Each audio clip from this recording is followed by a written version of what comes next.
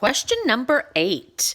They give us what is the volume of a 16.1 grams of chlorine gas at 1 atm and 25 degrees Celsius. All right. Now, you ask me, how do I know which law to use? Well, my first question would be to you is, in this problem, do they give you more than one gas? They do not. So we can't use the combined gas law, or do they give you a gas experiencing two different conditions, like in the combined gas law? I jumped ahead of myself. No, they don't say, oh, its pressure was this, now its pressure is that, or the volume changed, or the leader, temperature changed. Do they give you more than one gas? So we can use like Dalton's law of partial pressure, find a mole fraction. No. So that narrows it down to having to use the last formula that is in this module 12. PV is equal to nRT. I went ahead and wrote down the things I know. First off, it asks, what is the volume? So I know that's going to be my question mark. 16.1 grams, I see nowhere where that's supposed to fit in, so I'm going to jump over that.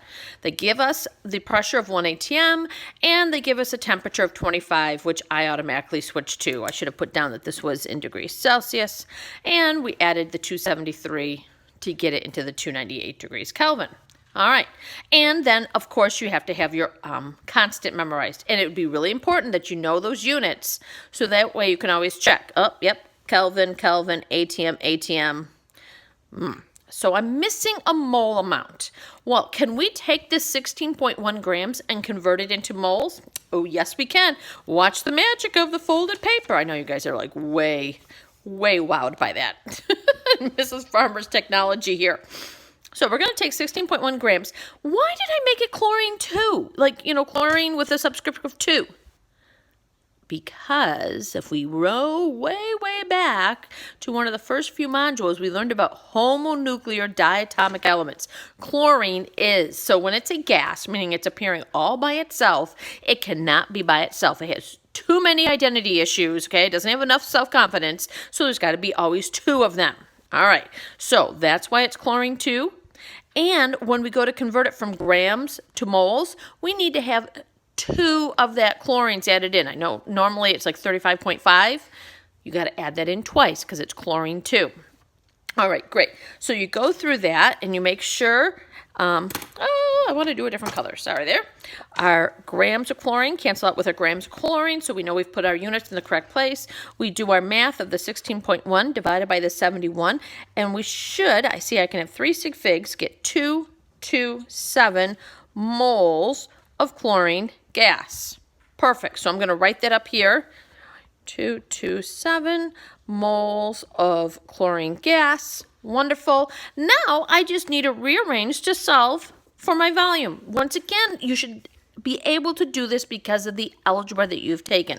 So we're going to get V is equal to nRT divided by P. Okay? So you plug in all the values that you know.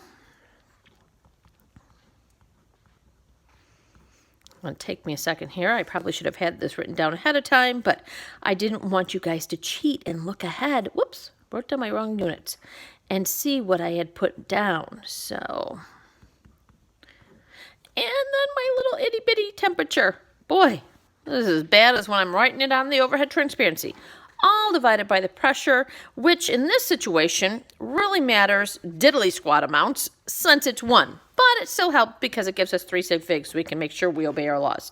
You go through, do that math. You should do 0.227 times 0.0821 times 298 equals, and then hit divided by 1. But like we said, dividing by 1 does zippo to the problem.